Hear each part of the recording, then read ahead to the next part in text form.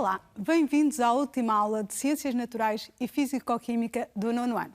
Nesta altura do campeonato, já todos me devem conhecer, eu sou a professora Maria João Lima e vou falar-vos de diversidade intraespecífica. Neste sentido, no sumário vamos relembrar as fontes de variabilidade genética intraespecífica e algumas das aplicações da genética na sociedade. Por forma a darmos resposta ao nosso primeiro ponto do sumário, fontes de variabilidade genética, vamos relembrar quais as principais fontes através da visualização de um recurso da escola virtual.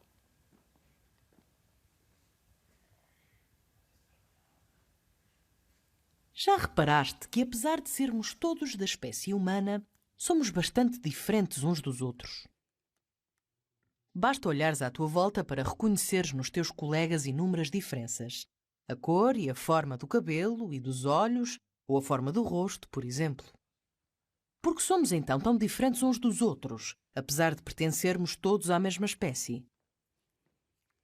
A reprodução sexuada é, em grande parte, responsável pela variabilidade genética que assegura a diversidade dentro de uma dada espécie, a diversidade intraespecífica. Esta variabilidade surge durante a formação dos gametas e a quando da fecundação.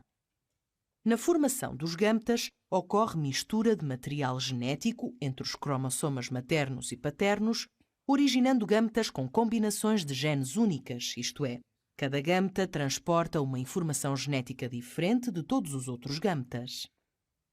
Cada progenitor produz um elevado número de gametas diferentes que se unirão de forma aleatória na fecundação. Logo, o ser gerado terá um conjunto de características únicas. Não somos iguais a nenhum dos nossos pais e possuímos características de ambos. Em suma, cada indivíduo resulta da reprodução sexuada e possui nas suas células metade da informação genética de origem materna e metade de origem paterna, sendo a recombinação genética uma das causas principais para a diversidade intraespecífica. Deste modo, acabamos de ver que a produção de gametas e a fecundação são as duas fontes de variabilidade genética. Estamos assim aptos a responder ao desafio que nos foi proposto, no qual vos foi pedido que explicassem a maior variabilidade genética em gêmeos falsos comparativamente a gêmeos verdadeiros. Para respondermos a esta nossa questão, temos de relembrar-nos um pouco do processo de fecundação. Quando falámos sobre este processo, foi-vos dito que, em todas as etapas, quando o espermatozoide consegue penetrar o citoplasma do oócito 2, forma-se uma membrana de fecundação. Membrana esta que impede a entrada de um novo espermatozoide. Com isto conseguimos perceber que forma-se uma célula, o ovo ou zigoto, que resulta apenas da fusão de duas células sexuais, uma feminina e outra masculina. Então, de que forma é que nós podemos explicar esta diferença de formação de gêmeos falsos e gêmeos verdadeiros? Atendendo a esta imagem e relembrando um pouco do que falámos sobre o sistema reprodutor feminino, o qual é constituído por dois ovários, em que, por norma, todos os meses, no ciclo mensal, há a libertação de um oócito 2 durante a ovulação. Contudo, pode ocorrer situações em que, mensalmente, ambos os ovários consigam libertar, durante o processo de ovulação, dois oócitos 2, o que faz com que possam ocorrer duas fecundações, formando-se assim dois ovos ou zigotos, cada um com uma informação genética própria, o qual depois, devido a processos de divisão celular, originam dois embriões com diferente informação genética, formando assim os gêmeos falsos, cientificamente conhecidos como gêmeos dizigóticos. Por outro lado, pode ocorrer apenas uma fecundação, em que se forma um só ovo ou zigoto, o qual, por um processo espontâneo, pode dividir-se em duas massas celulares, normalmente podem ser mais, originando assim dois embriões com igual informação genética, os designados gêmeos verdadeiros ou monozigóticos.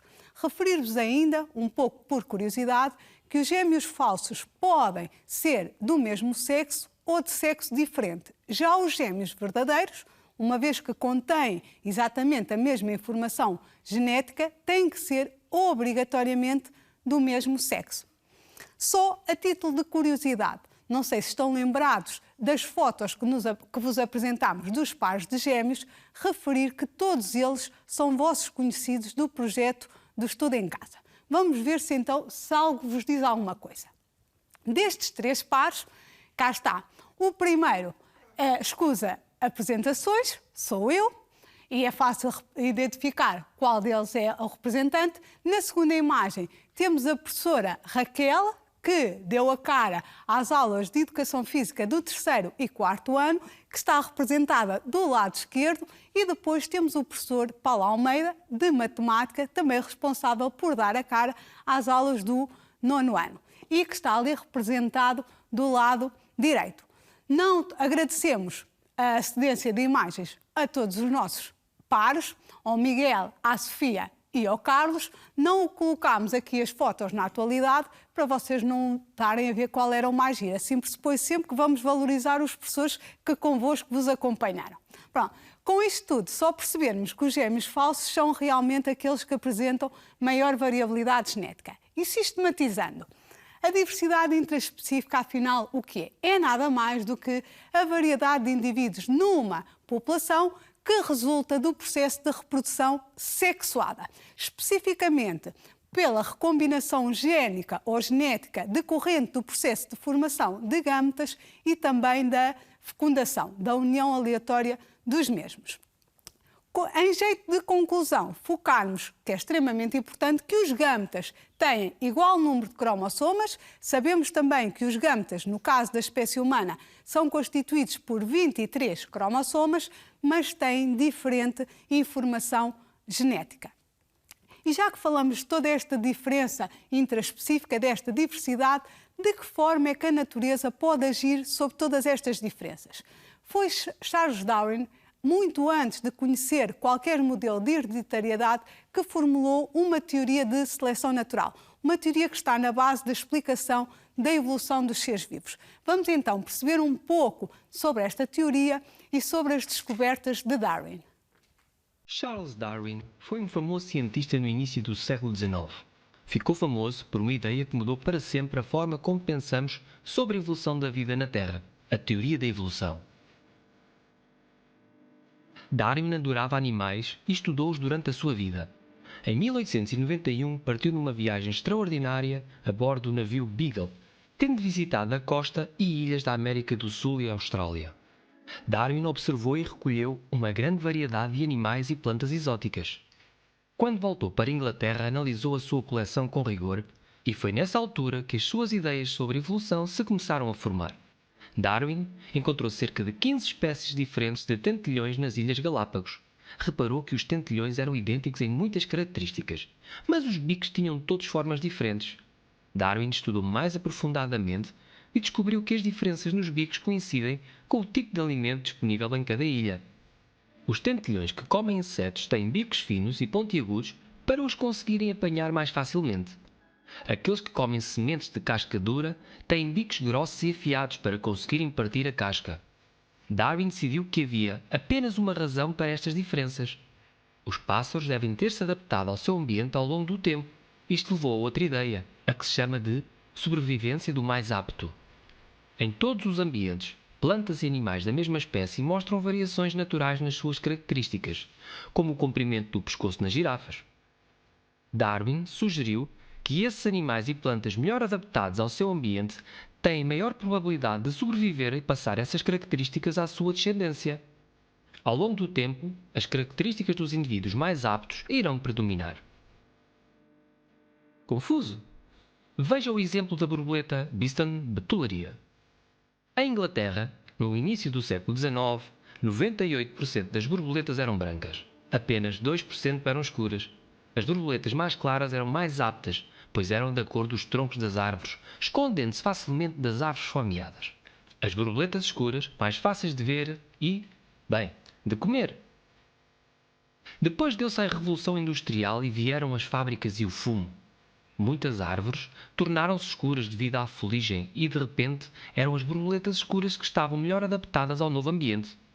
Em 1895, a borboleta escura representava 95% da população de borboletas. foi uma grande reviravolta. O processo de seleção natural costuma ser muito mais longo, mas este é um bom exemplo de como funciona. Como será com os humanos? E falando em humanos, mais tarde a descoberta dos genes e do DNA permitiram dar um pouco de resposta e enfatizar a teoria da evolução dos seres vivos.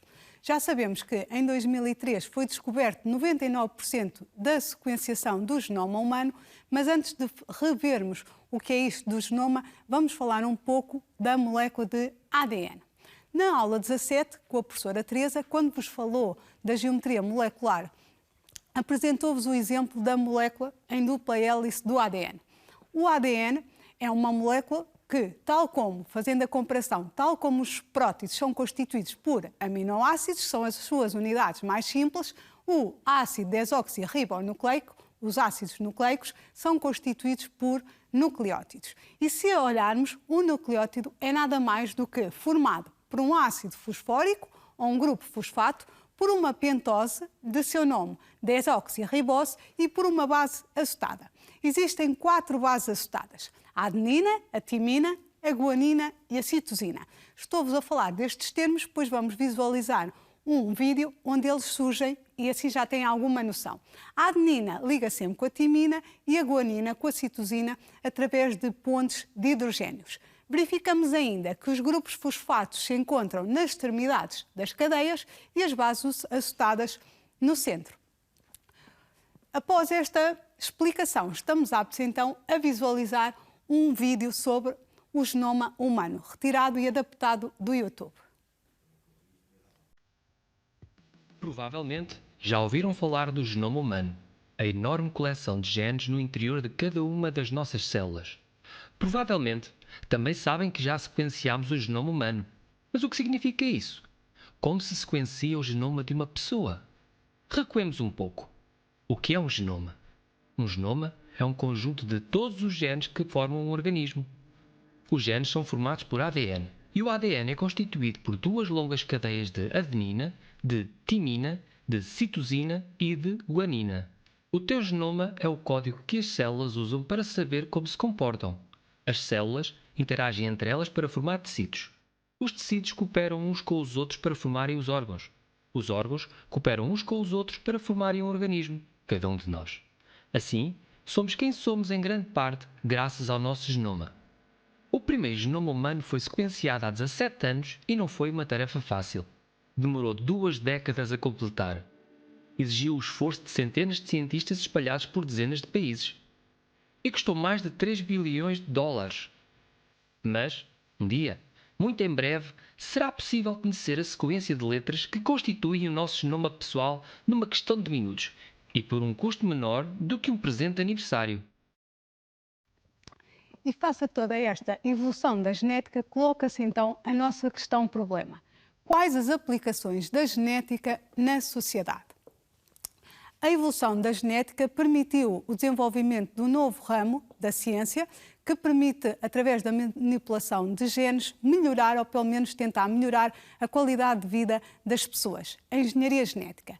E a engenharia genética é nada mais do que um conjunto de técnicas laboratoriais que permitem isolar, reorganizar, multiplicar ou alterar genes. Quando falamos em técnicas, não temos tempo de aprofundar, nem é esse o objetivo da aula de hoje, apenas focar alguns exemplos e temos 3 para vos apresentar. Como primeira técnica, temos a técnica do DNA recombinante, que, como o próprio nome indica, é uma técnica que permite a produção de um DNA artificial resultante da combinação de uma ou mais sequências de genes que na natureza nunca poderiam ocorrer juntos. Esta técnica permite a manipulação genética formando organismos geneticamente modificados e tem aplicações que vão desde a medicina, passando pela indústria farmacêutica até à indústria alimentar.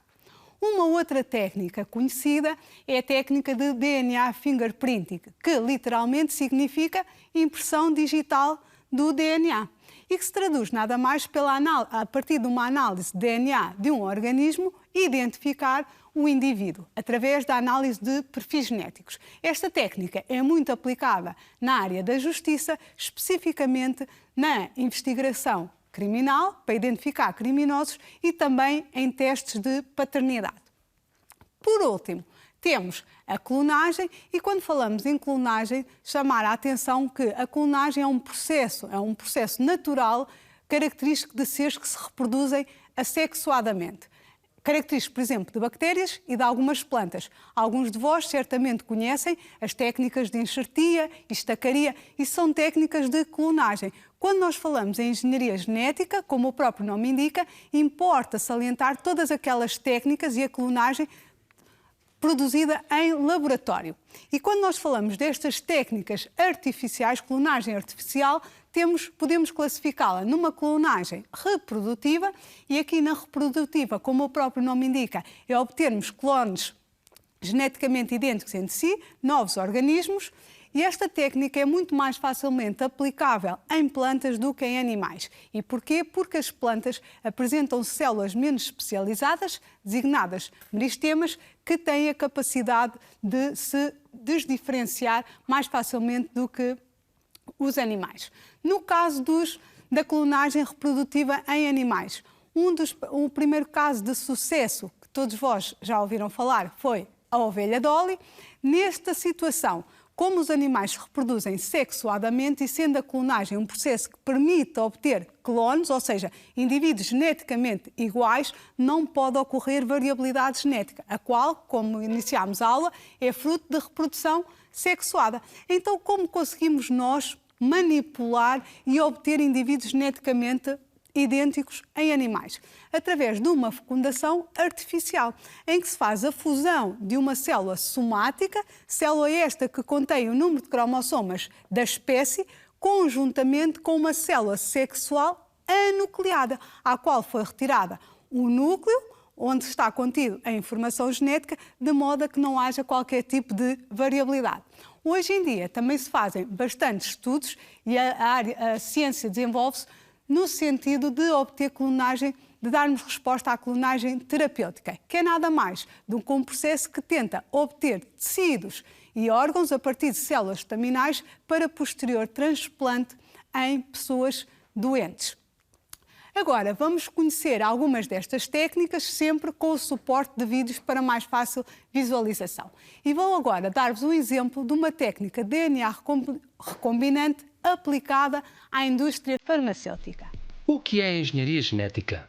Ocorre quando o código genético de um organismo é alterado para produzir uma característica específica. Isto consegue-se retirando um gene de um organismo e inserindo-o no DNA de outro para obter o resultado pretendido. Para perceber melhor como isto acontece, vamos ver como funciona o DNA. Em qualquer ser vivo, o DNA funciona como um manual de instruções para o corpo. Os genes codificam a informação para proteínas e estas, por sua vez, são responsáveis pelas diferentes características nos organismos. Qualquer característica que possas pensar é codificada por DNA. Desde que saibas qual o código específico para cada característica, podes usar a engenharia genética para identificar as partes que queres alterar. Todos os seres vivos usam o mesmo DNA, feito das mesmas 4 bases. Por isso, cientistas podem usar enzimas específicas para cortar partes do DNA de um organismo e inseri-lo na molécula de DNA de outro organismo. O resultado é um organismo com um novo gene e uma nova característica. Há muitas áreas em que a engenharia genética pode ser aplicada, mas vamos focar-nos num exemplo médico para compreender melhor o conceito. O humulin, um medicamento utilizado no tratamento da diabetes, é produzido a partir de bactérias geneticamente modificadas. O humulin é dado a doentes diabéticos do tipo 1, que não produzem insulina. Como é que funciona? Os cientistas descobriram no nosso DNA o gene que codifica a produção de insulina e também descobriram enzimas que cortam esse gene. Primeiro, usam as enzimas para cortar essa secção do DNA. Depois, aquecem o gene isolado e inserem-no no DNA de uma bactéria. O resultado é uma bactéria que produz insulina humana. E uma vez que as bactérias que se multiplicam muito rapidamente, podemos obter grandes quantidades de insulina em pouco tempo. Isto é maravilhoso. A engenharia genética representa um potencial enorme na ciência, proporcionando-nos uma nova visão de como os nossos genes funcionam. Acabamos de ver então a produção de um medicamento à base de insulina que é administrado em pessoas diabéticas do tipo 1. que, como já referenciámos noutras aulas, são pessoas cujo pâncreas deixa de funcionar. Para além disso, existem outras substâncias como o interferão beta, que é um fármaco aplicado, administrado a pessoas com esclerose múltipla. A esclerose múltipla, se bem estão relembrados, é uma doença neurodegenerativa que se traduz por uma perda, por uma destruição da camada de mielina, a qual impossibilita e dificulta a transmissão do impulso nervoso. Depois, a hormona FSH, sintética, é uma hormona hipofisária que é responsável por atuar nos ovários, estimulando os oócitos, os folículos. Logo, é administrada em casos de infertilidade feminina. E depois temos também a produção de vacinas recombinantes, como é o caso da hepatite B. Quando falamos desta técnica do DNA recombinante, verificamos que, para além de ter aplicabilidade na medicina e na indústria farmacêutica, também tem uma grande aplicabilidade na indústria alimentar. E quando falamos em indústria alimentar, todos nós sabemos que os recursos alimentares são essenciais para a nossa sobrevivência, para o nosso bem-estar. E a ciência tem desenvolvido tecnologias e técnicas de modo a permitir que, face ao crescimento da população mundial, humana, que haja também um aumento da produção de alimentos, mas sempre de forma saudável, tendo em conta quer o seu ponto de vista de saúde, quer o ponto de vista ambiental. E quando falamos nesta situação, Bangladesh, por exemplo, foi o primeiro país a anunciar publicamente a produção de arroz geneticamente modificado, o arroz dourado. E logo a seguir a Bangladesh, as Filipinas também retomou isso mesmo. Isso pode ser visualizado neste pequeno excerto, datado 19 de dezembro do ano passado e que foi retirado do blog do Centro de Informação de Biotecnologia, o qual passo a citar. Biossegurança. Filipinas aprova arroz dourado. Após uma rigorosa avaliação de biossegurança, o arroz dourado foi considerado tão seguro quanto o arroz convencional pelo Departamento de Agricultura das Filipinas. Este país junta-se assim ao grupo restrito de países que afirmaram a segurança do gene GR2E na alimentação humana, na produção de rações para animais e no processamento de produtos alimentares. O país irá dispor de uma solução muito acessível para o grave problema de carência de vitamina A que afeta as crianças em idade pré-escolar e as mulheres grávidas no nosso país.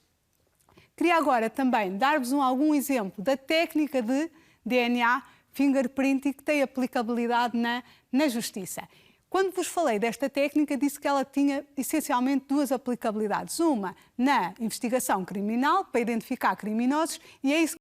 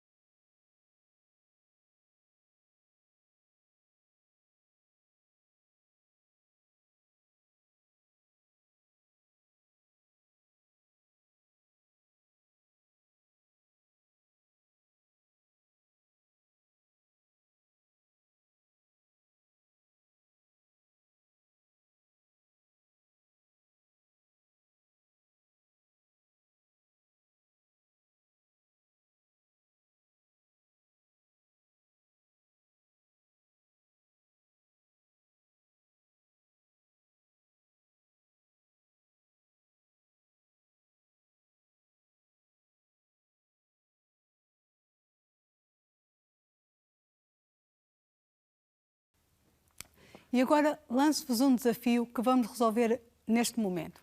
E como identificar testes de paternidade? Imaginem a seguinte situação. 2 homens, identificados por P1 e P2, disputam a paternidade de uma criança. Com base no teste de ADN dos 4 implicados, identifica o provável pai da criança. Sabemos que a criança tem que herdar obrigatoriamente uma das bandas de um dos progenitores, da mãe ou do pai. Logo, temos que selecionar as bandas que só estão referenciadas num dos possíveis pais, no 1 ou no 2. Deste modo, a 19 e a 18 eliminamos, uma vez que está quer na mãe, quer num dos pais. A 15 também eliminamos, a 13 idem aspas, a 12 também não nos é válida. Por exemplo, a 11 está identificada na criança e no P1. Do mesmo modo, a 8 também, tal como a 5. Assim, podemos concluir que o provável pai da criança é o P1.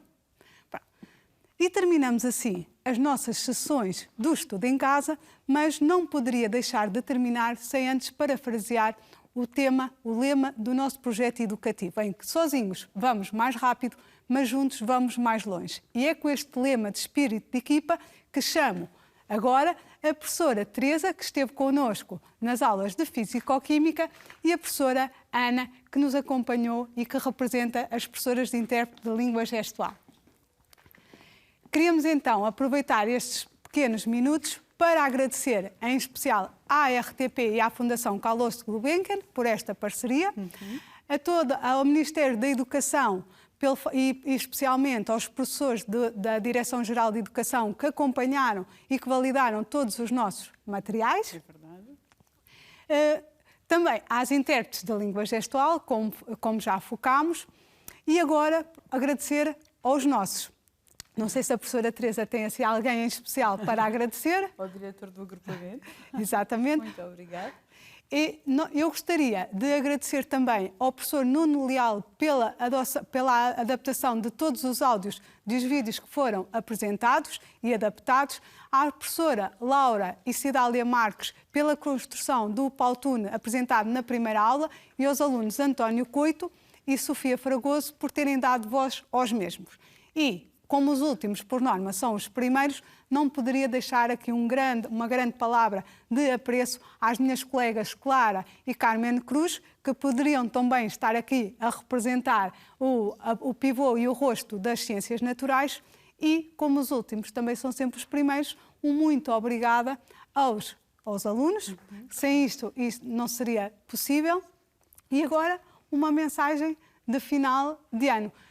No âmbito das ciências naturais, gostaria muito de que passem mensagem que, pelo menos, tenham aprendido ao longo do sistema reprodutor e do sistema nervoso, que foram os principais temas aqui abordados, bem como a hereditariedade, que consigam ouvir de uma forma mais profícua o vosso corpo e respeitarem-se, porque se vocês se respeitarem, serão respeitados sempre pelos outros. Ao nível da físico-química, também gostaria... O meu obrigado, eu estou sem microfone.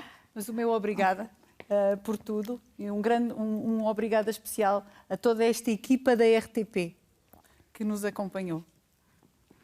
Fiquem bem e sejam felizes, acima de tudo. Boas férias.